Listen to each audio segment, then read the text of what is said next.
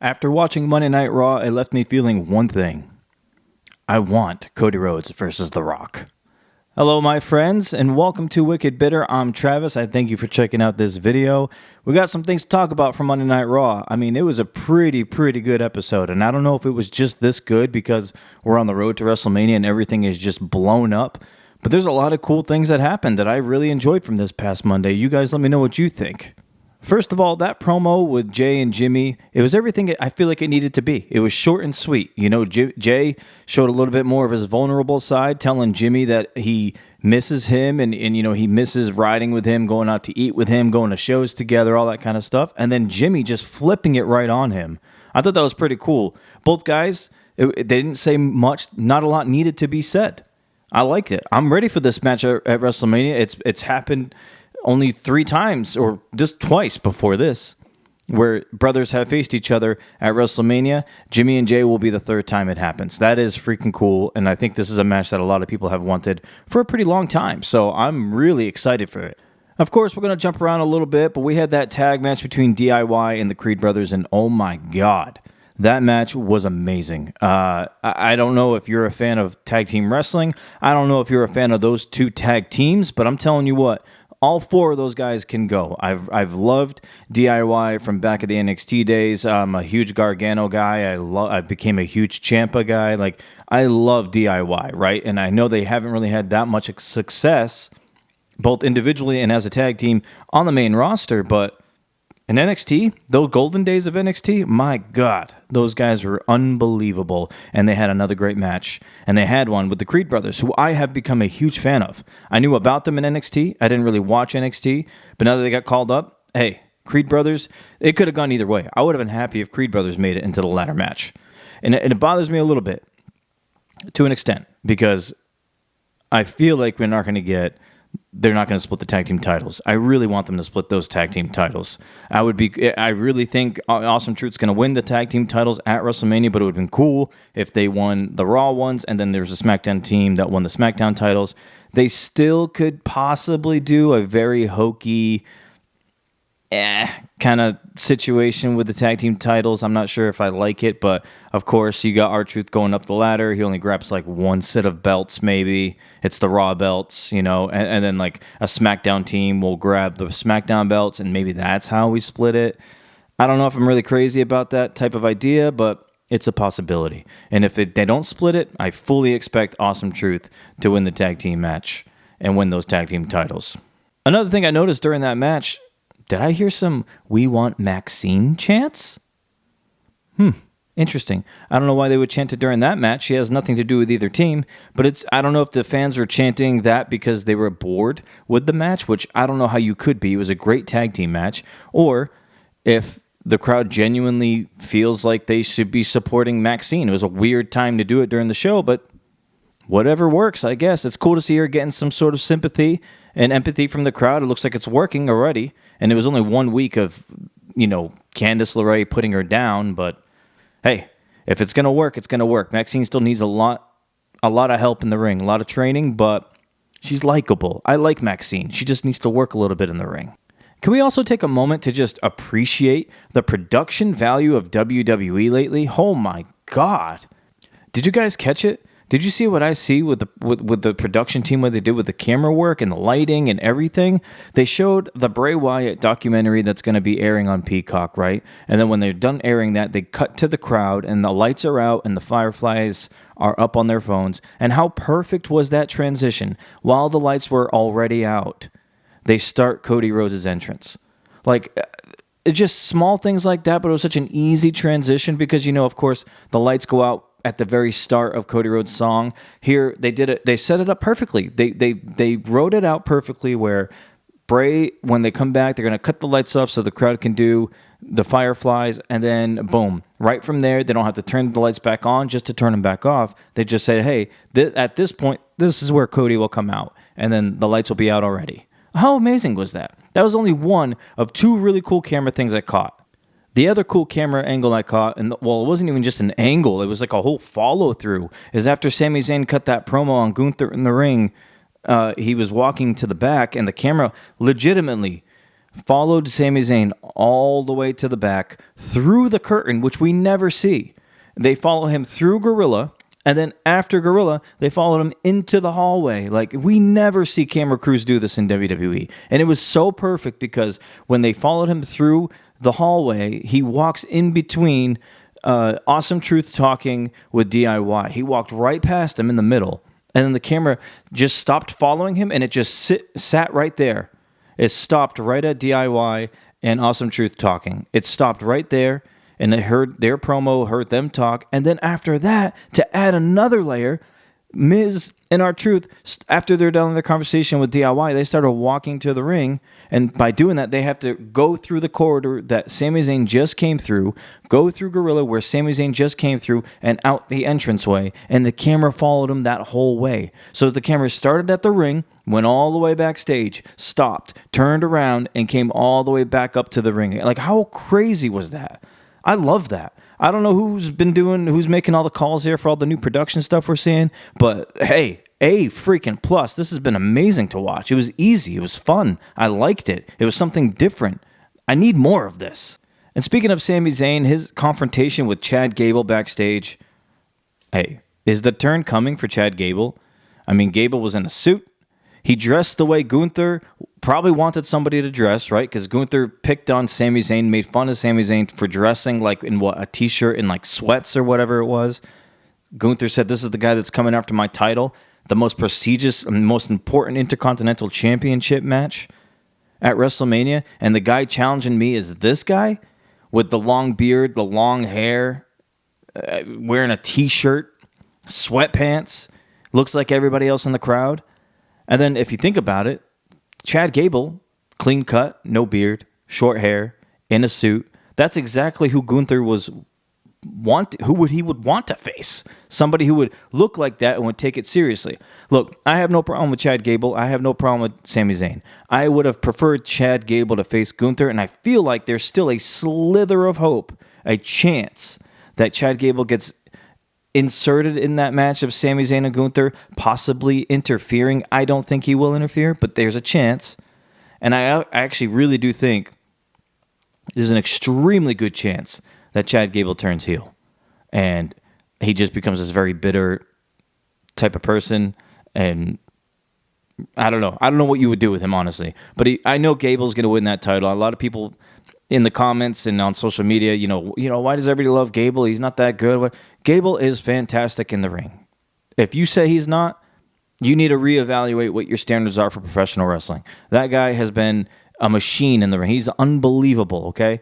And yeah, maybe his mic skills are not through the roof like some other people, but come on, we could give Chad Gable a chance here. I feel like if you gave him a chance, he could really be involved in some very fun feuds. I want to say fun feuds because he really would. The wrestling clinics he would put on, the matches he'd put on with some of these guys, hey, I think we're missing out here. Chad Gable definitely deserves to be in the conversation. I want to give a quick shout out to Pat McAfee, man. Hey, I love Pat McAfee. I'm a big fan of his. But I will admit, ever since he returned to WWE in the commentators situation where he's commentating specifically on Raw, because on SmackDown was a whole different thing. When it came to Raw, it was cool at first, but I'm going to be honest, it wasn't enough to make me think he's not good, but there's been some weeks since he's been back where I'm just like, maybe it was kind of a one-hit wonder. Maybe all of his best work and time is when he was freshly on SmackDown and it was like, it's a new job to him because he's become very like goofy. And I don't mind the goofiness, but I don't know. Sometimes I felt like he was trying to be goofy instead of it being just a natural thing for him. But this past Monday, this has been my favorite Pat McAfee on commentary on Monday Night Raw since his return. Like, hands down. He was engaged in all of the matches. It looked like he actually did some homework on some of these people, talking about the history and the where the Creed brothers came from. I mean, he sounded like a color commentator is supposed to sound like, or should sound like, right? A guy who plays off of the main guy, Michael Cole, but he backs it up with some knowledge, the backstory of some of the wrestlers, but he mixes in the goofiness. And that worked perfectly. I mean, I thought Pat McAfee has done his best Monday Night Raw to date. Like, he did great this past Monday. from top to bottom. I watched the entire show. I enjoyed McAfee, and even several times throughout the show, I was like, I like this from Pat McAfee. I like the knowledge and providing actual substance during matches and whatever, but also the goofiness in too. And he loves doing this thing where he loves to say something or say the last word or make a comment or like a joke right before they cut to commercial. He loves doing that. And I don't know if that's something they're cool with him doing. I don't even know if they're going to say anything to him about it, but I don't know if he's doing it on purpose, but he does it a lot. I'm not saying I hate it, because a lot of the time it's funny. You're just like, what did he say? But there's other times you're just like, did he not know they're cutting? He has to know. There's a countdown in his ear. He has to know that they're going to commercial. Anyway, regardless, Pat McAfee did a fantastic job this past Monday Night Raw. Pat, you probably won't ever see this, but my friend, you did amazing. We also got a pretty cool vignette from CM Punk. The beginning part of it, not my favorite. He said it's in Philadelphia this year, and what's the first four letters of my name? It's Phil. It's Phil. Like, I mean, I could have done without it, and I love CM Punk, but okay. So what? Your first four letters of your name is in the city where WrestleMania is going to be? Come on. That's why you got to be there? Anyway, I don't know if he was just trying to be goofy with it, but it worked, I guess. He's going to be at WrestleMania, and he's also going to be at Monday Night Raw next week. So he said you can't have WrestleMania in Philadelphia without CM Punk there. So what does this mean? What does CM Punk do at WrestleMania? How will he be involved? Will he be a guest commentator? Will he be a host? A lot of people would like, and I actually would like it too, special guest referee for the Drew McIntyre and Seth Rollins match. Whew. You imagine that? I mean, here's a guy, CM Punk, who's got a problem with both McIntyre and Seth Rollins. If you want to add another layer and another wrinkle into this match to make it even more complicated, how better than to have CM Punk in that match? Because then people are going to be like, well, who's he going to favor? Surely he's not going to call this right down the middle, because then that's why you would have it just a normal ref. Is Punk going to get a little physical with somebody? Is he going to punch Rollins in the mouth? Is he going to count really slow for Drew? Something could happen there. Like, I don't know if they'll do that. I partly want to say they won't, just because by the time he gets there, they'll only have 2 more weeks to build it if he is going to be the guest referee. They could do it. I would like to see CM Punk involved in that as a special guest referee. Would be cool. If he's not, I would like to see him as a commentator. Maybe he's just a commentator for that match, or just all night, or for night 1, or for night 2. I don't know. There's something you could do with CM Punk. Here's a guy who wants to show up. He wants to be there. He wants to be at WrestleMania. You got to capitalize. You got to hit a song. You got to have the people go nuts. You got to have him do something, right? Something big. And, I feel like Punk's not going to be gone for too much longer. I really don't. I think they wouldn't be keeping us in touch with what's going on with CM Punk as much as they are if he wasn't close or semi-close to returning soon, within a couple of months or so. Like, I don't think he's going to be gone for too much longer. So maybe he's at the point now where he can be a little physical. I don't know. I'm hoping Punk does something, though. We got to talk about The Rock and Cody's promo, and I don't even know if I have as long of a video for this. I might make a whole separate video about The Rock and Cody's, or not even The Rock and Cody. It was Cody's promo on The Rock. I might have to make another video on this, but my God, I feel like now we got something going here. Now we have a feud. Now we have Cody Rhodes looking like he's almost as tall as The Rock is here. I mean, The Rock for weeks now has just been berating Cody Rhodes like badly. He's been beating him badly, and Cody, for the most part, has tried to stand his ground, but he hasn't come off looking as aggressive or as serious as The Rock has. And this past Monday, I think Cody accomplished it. I think people now look at Cody Rhodes and The Rock as a serious thing. It made me want to have a single match between Cody Rhodes and The Rock. Like, I'm down for that now. Like, I could definitely see that type of match happen. Like, how cool would that be? I didn't think it would be a possibility, but now I want it. I want that match. I'm going to do a whole nother video digging more into that promo. So keep an eye out for that one. Last thing to touch on here, Becky Lynch versus Nia Jax. Oh, what a freaking banger they had. Last woman standing. I mean, we had Nia get manhandle slammed in through a table. Through a table. Becky jumping off a ladder onto Nia onto a table. That whole match was crazy. I loved that entire match. I loved it. I mean, Becky Lynch and Nia Jax seem to have this type of chemistry in the ring. And hey, you can hate on Nia all you want. And I was never a Nia fan. I don't even know if I would really consider myself really a fan of hers now. But I definitely am more of a fan now during her return on this run than I ever have been for Nia Jax. I feel like Nia Jax, and you all have to, whoever talks bad about her, just take a second. Just step back a little bit. Think about it. Nia Jax has been doing her best work ever in WWE. This is the best she's ever been. And now she's main eventing. She main evented a PLE, and now she's main eventing Raw. I mean, she is putting on these really great matches, which is not easy to do for someone her size. And to be wrestling people, women who are much smaller than her, for the most part, other than like Rhea Ripley or maybe Raquel or something. Like, Nia has been fantastic. That was a great match, and to top it off, to end the night, Rhea Ripley comes out after Becky Lynch won. They stared at each other face to face. I know a lot of people think Becky Lynch is going to win. I am still sticking to my guns. I think Rhea Ripley is going to beat Becky Lynch at WrestleMania. Rhea Ripley already beat Charlotte. I think she now needs to beat Becky Lynch. You think about it, it does more for Rhea than it does for Becky. It's just what it is. I mean, this is another star-making moment for Rhea Ripley. Somebody who's going to be the face of your women's division and maybe even your company as a whole going forward. I feel like Rhea is going to be here long after Becky Lynch is gone. And I think this is. I'm not saying these two are the same, right? I'm not saying this, but this is sort of like a Rock Hogan type thing. You're gonna drag me in the comments for that. Just think about what I'm saying. We're talking about the passing of a torch here, right? Becky Lynch, I'm not saying she's on her way out, but she's definitely not on her way in.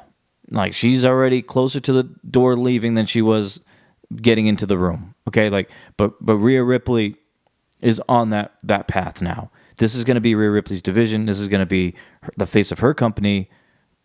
Well, she's going to be face of the company. She could be. So I think this is Becky Lynch passing the torch in a way, and putting over Rhea Ripley at WrestleMania after Charlotte did it. I mean, it makes perfect sense to me. If Becky wins, I'm not mad at it. I just don't really understand it. I feel like Rhea Ripley needs to win this thing. That's all for now, guys. I appreciate you checking out this video. If you're somebody who likes this type of content, I should have said this at the beginning. If you're somebody who likes this type of content, you love wrestling, I ask that you please give this channel a follow. Subscribe to this channel. Give this video a like. Please comment. Like I said, we're over 1,000 subscribers now. That's a big deal for me. That's a huge thing for this channel. I could not be more grateful. I thank you all so much for hanging out with me, watching these videos, and talking to me. You know, we connect. We talk back and forth in the comments. I do it all the time. I try to respond to literally every single comment if I can, or if I catch it, or if I see it. I make sure, because I definitely appreciate the dialogue we have and the back and forth we all have. I definitely appreciate it. You guys have been amazing to me so far. I hope that I keep putting out videos that you all would like to watch. And yeah, don't forget, I have the emails up. Whenever you want to send an email in for anything, wickedbitter@gmail.com, send it in. We'll talk about it on the next video or one of these videos going forward. I love those videos. I would like to get back into doing them again. So yeah, I appreciate all of you. New subscribers, hello. Old subscribers, welcome back. This is going to be a fantastic ride we're on, and I'm glad you're all here with me. Got some family in town still. They're leaving tomorrow, so I'm going to go out and have some dinner with them. And yeah, hopefully you guys are here for the next video. I would love that. I would love to see you back here for the next video. Until then, I leave you with this. Have a great rest of your week. Have a great weekend. Watch out for the next videos, and until then, stay bitter.